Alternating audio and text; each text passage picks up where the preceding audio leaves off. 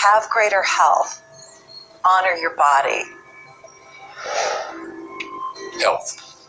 Not just physical health, not just eating the right things and getting exercise, but let's talk about emotional health. This means doing what you love, loving what you do, looking forward each day, researching, helping other people, giving back.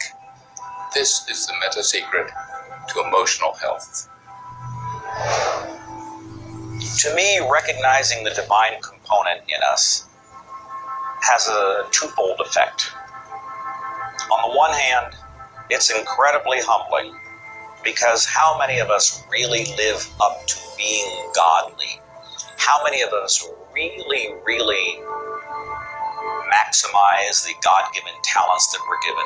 How many of us really live lives of fulfilled potential? So on the one hand, it's kind of intimidating, but on the other hand, it's very inspiring. It's inspiring to think, I, as a human being, am capable of being godly. I'm not God. I'm not going to confuse myself with God, but I am capable of being godly. I am capable of a goodness which can resound around the world. I am capable, like God, of using language to bring things into existence. An architectural drawing is the languaging of a building into existence. A marriage contract is the languaging of a relationship into existence. Any sort of contract does that. A novel creates a world that may be more real to us than the so-called real world that we are living in. And being godly is both an obligation, which frankly I feel I fall vastly short of, but also an incredibly inspiring opportunity. And the ancient traditions, not only the one that I come from, but really all of them, teach us this. The law of rhythm is the very fabric of life itself. Rhythm is everywhere. Things are born and things die.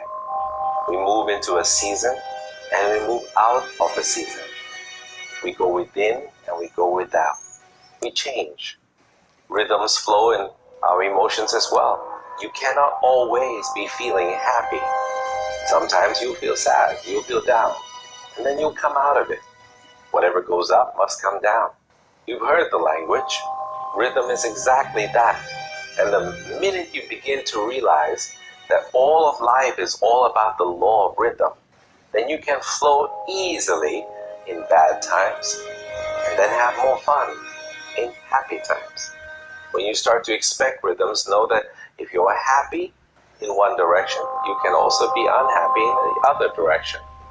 The law of rhythm surrounds us, works with us, and if you master it, there's nothing you can't do. The meta secret to health and having amazing energy is the ability to look at your world from a perspective that, hey, things aren't always going to go your way, but you know what? As long as you always do your best, as long as you are focused on what you achieve and what you're trying to accomplish, then it's all going to work out. I think one of the most important keys is to recognize in life just about all the limitations that we have are self-imposed. To realize that is the greatest breakout, the greatest. I talk about staging jailbreaks in your life, breaking out of the mental prisons, getting over the walls of the self-imposed impossibilities in life. And it is remarkable what happens when you realize, take a look at what really is holding you back. And very often, almost all the time, it's you. It's you. The power lies within you. See, humor is good. It really is. I don't really understand what it does to you, but I know it does something to your brain. Norman Cousins, who's gone now, but lived a long and very, very effective life. And he had been diagnosed with a disease, and it was killing him. He was literally dying. And one day he got thinking to himself, if sad